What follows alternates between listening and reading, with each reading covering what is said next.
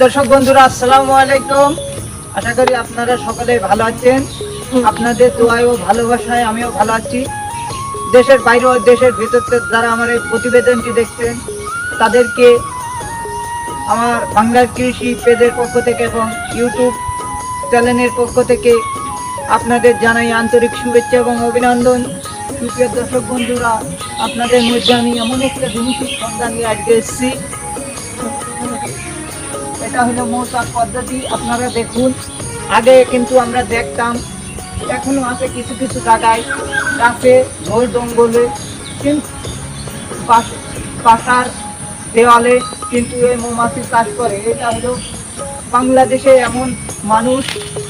বাংলাদেশ, আপনারা জানেন যে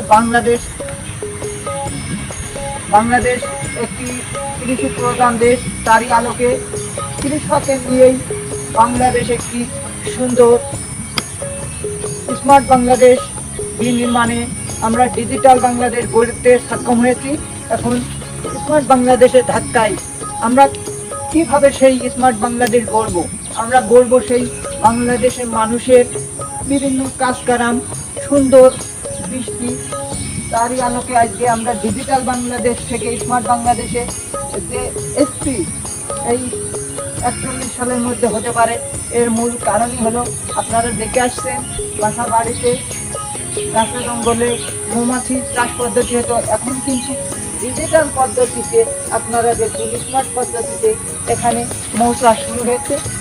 দর্শক বন্ধুরা, অনেক সুন্দর লাগছে। এটা প্রতিটি বাক্সই কিন্তু এখানে 8-10টা করে ফ্রেম দেওয়া হয়। সে ফ্রেমের মাধ্যমে মধু, আপনারা যদি মনে করেন এখানে মধু কীভাবে হবে, আমরা যদি একটু আপনাদের জানাই, এখানে আছে বিভিন্ন এই ভাটপাড়ায় বিভিন্ন ফুল চাষ, বিভিন্ন পেয়ারা, বিভিন্ন ড্রাগন।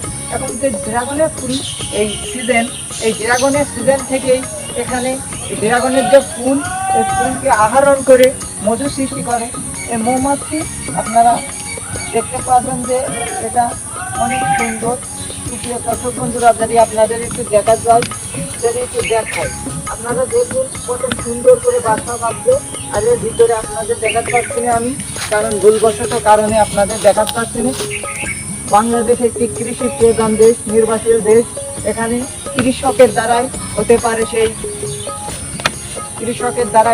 সেই উন্নয়নশীল বাংলাদেশ।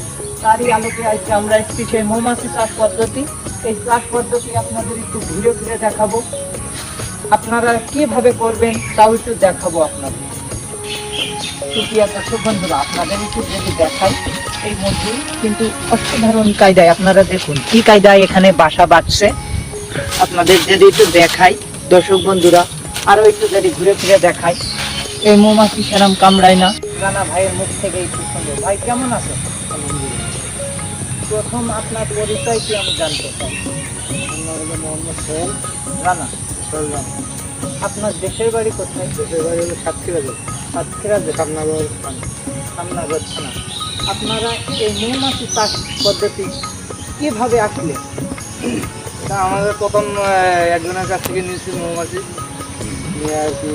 প্রথম স্টেপে শুরু করতে হয় একজনের 40টা বাচ্চা নিয়ে প্রথম স্টেপ আর কি। একজনের মাঝে নিয়ে শুরু করে এইভাবে আর কি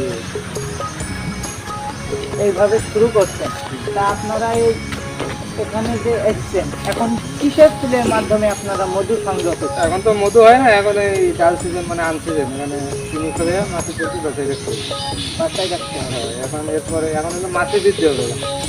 মাছি বৃদ্ধি হবে। এখন এরপরে হলো বড়ি ফুল করতে, এখান থেকে 3 মাস 3.5 মাস পরে বড়ি ফুল করতে, বড়ি ফুলে কিছু মধু হবে। তারপরে যাবো আমরা সরিষার মাছ। তাই এখানে আপনার আনুমানিক কয়টা বাক্স আছে? যদি এখানে 280টা বাক্স আছে। 280টা 180টা 180টা বাক্স। 180টা বাক্স আপনাদের এখানে জানতে পারেছি। আপনারা জানেন যে আমরা বিভিন্ন গাছে জঙ্গলে এই এখানে ওখানে বাড়ির ছাদে কিন্তু মৌমাছি হয়। তো এটা আপনারা কিভাবে একটু পালন করেন যদি একটু দেখাবেন? মৌমাছিটা হলো আপনার অস্ট্রেলিয়ান জাত, বুঝছেন? অস্ট্রেলিয়ান জাত। এটা হলো আপনার বাংলাদেশে চাষযোগ্য। এটা বাংলাদেশে চাষের উপযোগ্য। জি। এর মধ্যে কি রানী মানে কি থাকে না? রানী থাকে, একটা বাক্সে একটা রানী থাকে।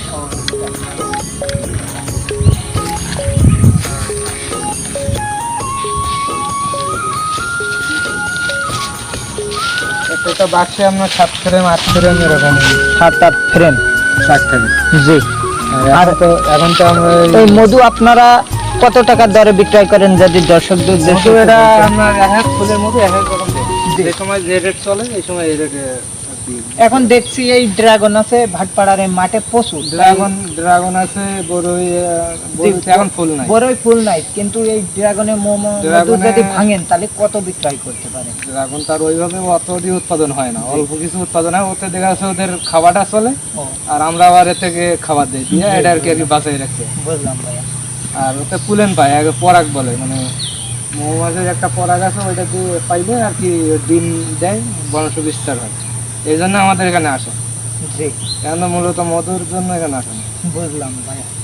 তাহলে আপনারা অনেক দূর থেকে এসেছেন। সাতক্ষীরা থেকে আমাদের ওখানে বেশিরভাগ ওদিকে সবই এই মৌচাষির মশাশি। মৌচাষি বেশি। আর এখানেও আছে, এখানে দু একজন আছে, আপনার জি। এই ঝিনাইদহ জেলাও আছে দু একজন আমাদের। ঝিনাইদহ। মানে সব দেশে দু একজন আছেই। যদি আপনার এই তবে ভিডিও- বেশিরভাগ আমাদের সাতক্ষীরা জেলায় বেশি আর কি চাষ করে জি। মৌমাছি নিয়ে। যদি আপনার এই আমার এই ভিডিও দেখে কেউ মধু কিনতে চায় বা বাক্সর মাধ্যমে মৌমাছি চাষ করতে চায়, তাহলে তাদেরকে আপনারা কেমন সহযোগিতা করবেন যদি একটু বলতেন? সহযোগিতা করবো, সর্বোচ্চ সহযোগিতা করবো। এখানে আপনার আমাদের কাছ থেকে পাইকারি মধু নিতে পারবে সিজনে। জি, এখন তো মধু হয় না, এখন তো ডাল সিজন। সিজনে আপনার প্রথম স্টেপে সরিষার মধু উৎপাদন হয় আমাদের। এরপরে ওগুলো কত আপনার টাকা বিক্রয় হয়? সরিষার মধু ওটা বাজার দরে সবসময় তো বাজার সমান দরে, থাকে না। জি, জি। যেরকম যে কোনো ফল তো আর জি, সবসময় ওটাই। সমান রেট থাকে না। জি, আপনার কথাগুলো খুব সুন্দর, অনেক সুন্দর লাগছে আপনার সাথে কথা বলে। আর আমরা সরিষার পরে হয় আমাদের ধনে কালো জিরা। জি, কালো জিরার পরে থেকে আমরা যাই লিচু। লিচু। লিচু ভাই এই কুলে বেশি উৎপাদন হয় না লিচুতে বেশি সবথেকে উৎপাদন? বেশি উৎপাদন হয় আমাদের সরিষা ফুল থেকে। সরিষা ফুল থেকে। তারপরে আপনার লিচু হয়, তারপরে আনুমানিক আপনাদের বছরে গড় কত টাকায় মধু বিক্রয় হয় যদি একটু বলতেন? মধু এটা আপনার মাছে যদি ভালো থাকে বাক্স হিসেবে মধু হয়। বাক্স হিসেবে একটা বাক্স- বাক্স কত হতে পারে বছরে? বছরে আপনার বছরে যদি ভালো মধু হয় তাহলে একটা বাক্সে আপনার 1 মণ মধু হওয়া সম্ভব। এক মণ বছরে? বছরে তাহলে তাহলে আপনার 100 বাক্স থাকলে 100 মণ মধু 100 এটা টার্গেট থাকে, জি, কিন্তু কম target। বেশি হতে পারে। জি, বুঝলাম। তাহলে একটু ভালো থাকেন, আমরা একটু ঘুরে ফিরে দেখি।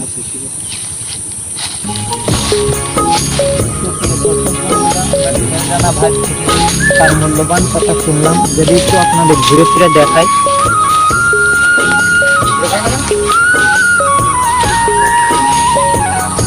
আমাদের ভিডিও যদি আপনাদের ভালো লেগে থাকে তাহলে শেয়ার করে পরিবার বন্ধু আত্মীয় স্বজন সকলকে দেখার সুযোগ করে দেবেন, এবং এই ভাইদের সকল কৃষি খামারে অনেক সুন্দরভাবে তিনারা মৌমাছি লালন পালন করছে, এটা সকলকে দেখার সুযোগ করে দেয়। অনেকেই জানে না, অনেকেই বোঝে না।